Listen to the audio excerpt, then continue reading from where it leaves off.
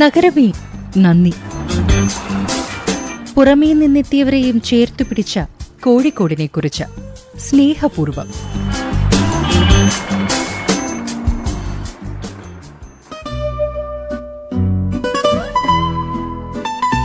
ഈ നഗരത്തിൽ കഴിയുന്നവർക്ക് ചിരപരിചിതമാണ് ഇവിടം.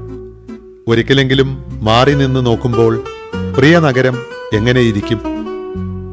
മാടി വിളിക്കുന്ന ഒരിടം, എത്രയും വേഗം തിരിച്ചെത്താൻ കൊതിക്കുന്ന ഇടം, ചേർത്തു പിടിക്കുന്ന ഇടം, വാക്കുകളെ കവിയുന്ന അനുഭവമായി ഉള്ളിൽ നിറയുന്ന നഗരം, പ്രിയ നഗരം. ആഡ്വെഞ്ചേഴ്സ് പരസ്യരംഗത്തും ഇവന്റ് മാനേജ്മെന്റ് രംഗത്തും കോഴിക്കോട്ടുള്ള ശ്രദ്ധേയമായ സ്ഥാപനമാണ്. ഇതിന്റെ സഹസ്ഥാപകയാണ് സോഫി ലൂക്കോസ്. ഇന്നവർ സംസാരിക്കുന്നത് കോഴിക്കോട് എന്ന വിവരിച്ചാലും മതിയാവാത്ത അനുഭവത്തെക്കുറിച്ചാണ്. 91 എൻ്റെ കല്യാണം ഉണ്ടായി. ബെന്നി എന്ന് പറഞ്ഞ ബെന്നീസ് പെറ്റ് നെയിം, ലൂക്കോസ് എന്നാണ് പുള്ളിയുടെ പേര്. കല്യാണം കഴിഞ്ഞിട്ടാണ് ഞാൻ കാലിക്കറ്റ് എന്നുള്ളൊരു സിറ്റി കണ്ടത് തന്നെ. ബിക്കോസ് അതിന് മുന്നേ we were in Kottayam. Benny was 2 വർഷം മുന്നേ ഹി ഈസ് ഓൾറെഡി ഹിയർ. പുള്ളിയുടെ ക്രിയേറ്റീവ് അഡ്വർടൈസിങ് ബിസിനസ്സുമായിട്ട് പുള്ളി ഓൾറെഡി കാലിക്കറ്റിൽ ഉണ്ടായിരുന്നു. അത് കഴിഞ്ഞ് ഇവിടെ വന്നു കഴിഞ്ഞപ്പം സത്യം പറഞ്ഞാൽ എനിക്കൊരു നല്ല കൾച്ചറൽ ഷോക്ക് ഉണ്ടായിരുന്നു. കാരണം ഞാൻ ഇവിടെ വന്നപ്പോൾ കാണുന്നത് വേറെ തന്നെ ഒരു city which I have never experienced in കേരളത്തിൽ കാണാത്ത പോലെ. അതായത് രാത്രികളിലൊക്കെ നമ്മൾ ഇറങ്ങുമ്പോൾ ഭയങ്കര ലൈവായിട്ടുള്ളൊരു സിറ്റി. ഐ തിങ്ക് ഒരു നോമ്പ് സമയത്തായിരുന്നു ഇവിടെ ഫസ്റ്റ് വന്നത്. അപ്പം ബീച്ചിൽ ലൈറ്റ്സ് കിടക്കുന്നു, ഫുട്ബോൾ മാച്ചസ് നടക്കുന്നു, ആൾക്കാർ വന്നിരിക്കുന്നു, നടക്കുന്നു. അപ്പോൾ പിന്നെ ഹോട്ടൽസിൽ ചെല്ലുമ്പം even late in the night 11-12 മണിക്കൊക്കെ we could just walk into hotels and അതൊക്കെ എനിക്കൊരു ഭയങ്കര അത്ഭുതമായിട്ട് തോന്നി. ബിക്കോസ് 1980 ഞാൻ കേരളത്തിലോട്ട് തന്നെ വന്നത്. ബട്ട് ബിഫോർ ദാറ്റ് എൻ്റെ യങ് ഏജിൽ ഐ വാസ് ഇൻ ഗുവാഹട്ടി.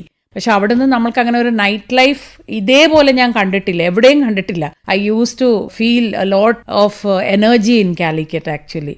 മധ്യ തിരുവിതാംകൂറിൽ നിന്നാണ് ഞാൻ വരുന്നത്. അപ്പോൾ കോട്ടയത്തെ ആ ഒരു ഭാഷാ രീതിയാണ് ഞാൻ അഡാപ്റ്റ് ചെയ്തത്. സ്റ്റേണായിട്ട് സംസാരിക്കുക, കാര്യങ്ങൾ പറയുക, അങ്ങനെ വന്ന് ഇവിടെ വന്ന് and when I started working, ഞാൻ സത്യം പറഞ്ഞാൽ I started working with my husband directly. അപ്പോൾ അതൊരു ബിസിനസ്സും കൂടെയാണ്. അപ്പോൾ അന്ന് കുറേ വെൻഡേഴ്സ് ഇൻവോൾവ് ആയിരുന്നു. അവരോടൊക്കെ സംസാരിക്കുമ്പം അവർക്കൊന്നും അത്ര ഹാപ്പി അല്ലായിരുന്നു എൻ്റെ ടോണ് കാരണം. ഇവരോട് അത് പറ്റത്തില്ല, അത് മാറ്റണം, അതങ്ങനെ ചെയ്യണം എന്ന് പറയുമ്പോൾ എൻ്റെ ഹസ്ബൻഡിൻ്റെ അടുത്ത് പറഞ്ഞിട്ടുണ്ട്. അന്ന് ദേ വർ സ്കേർഡ്, എന്താണ് ഈ സ്ത്രീ ഇങ്ങനെ നമ്മളോട് സംസാരിക്കുന്നതെന്നുള്ളത്. പക്ഷെ എനിക്കത് മനസ്സിലാവത്തേ ഇല്ലായിരുന്നു why these people are saying ഞാൻ ചീത്ത വിളിക്കുന്നു എന്നുള്ളത്. ബിക്കോസ് ആ ടോണേ അങ്ങനെ. ഇന്നും sometimes I feel that people don't understand my tone. ആ ഒരു steadiness and that is how Kottayam taught me to speak.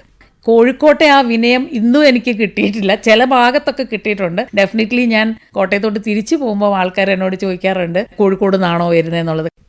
എന്നെ ഒത്തിരി ഹെൽപ്പ് ചെയ്തിട്ടുണ്ട് ഈ ഒരു എൻ്റെ ഒരു പേഴ്സണാലിറ്റിയെ തന്നെ ഒത്തിരി ഹെൽപ്പ് ചെയ്തിട്ടുണ്ട്.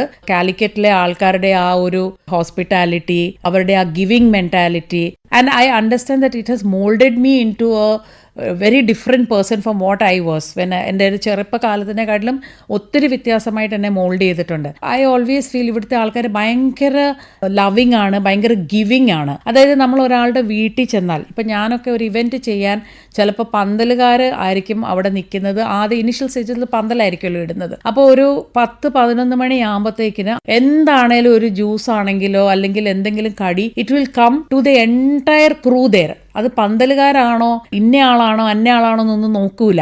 ഫുഡോ എന്താന്ന് വെച്ചാൽ അത് കൊടുത്തിരിക്കും. ഞാൻ കാലിക്കറ്റിലെ അത് കണ്ടിട്ടുള്ളൂ. Because I have worked other places also. പല തവണ ഐ റിമെമ്പർ പെട്ടെന്ന് തിരക്കിട്ടിട്ട് എന്തെങ്കിലും ഒരു സാധനം മേടിക്കാൻ, ചിലപ്പോൾ ഞാൻ പേഴ്സ് വരെ എടുക്കാൻ മറന്ന സമയമുണ്ട്. അപ്പം ഞാൻ സാധനം മേടിച്ച് കഴിഞ്ഞ് ബാഗിൽ നോക്കുമ്പോൾ പേഴ്സ് കാണത്തില്ല. അപ്പോൾ അയ്യോ ചേട്ടാ ഞാൻ മറന്നുപോയി, ഞാനെന്നാൽ ഇതിവിടെ വെച്ചേരെ.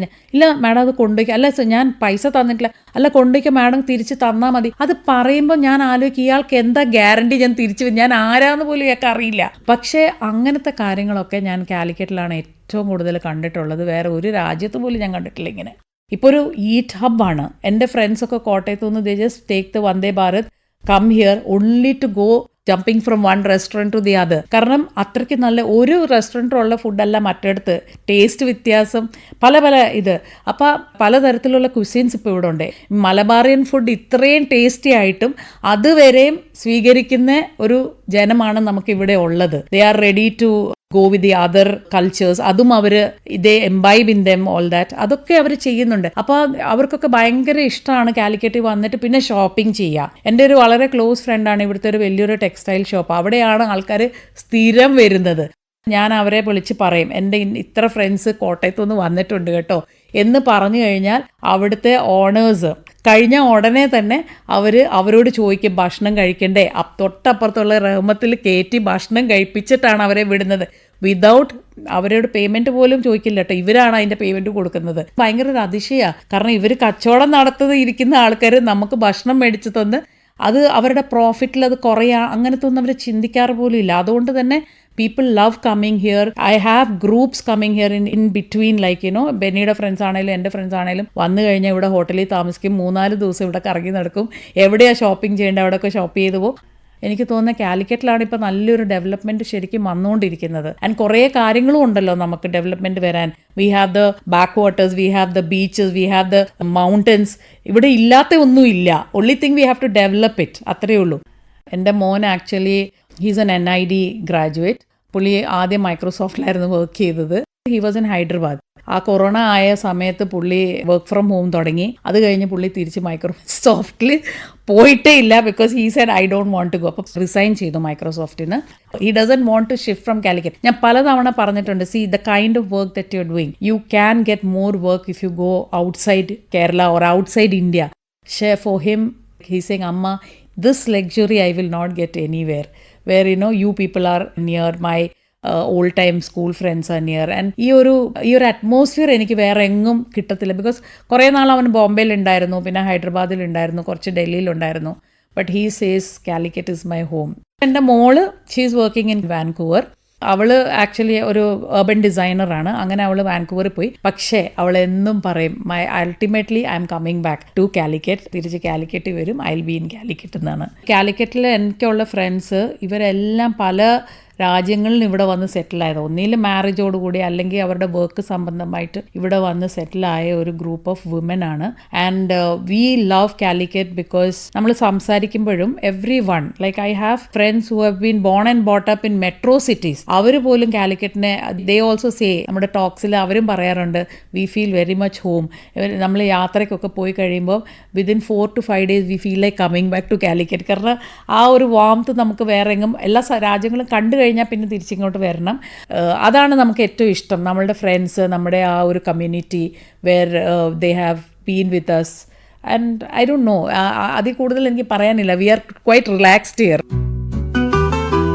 ആഡ്വഞ്ചേഴ്സ് പരസ്യരംഗത്തും ഇവന്റ് മാനേജ്മെന്റ് രംഗത്തും പ്രശസ്തമായ സ്ഥാപനത്തിന്റെ സഹസ്ഥാപക സോഫി ലൂക്കോസ് ആണ് തന്റെ പ്രിയ നഗരത്തെക്കുറിച്ച് ഇതുവരെ സംസാരിച്ചത്.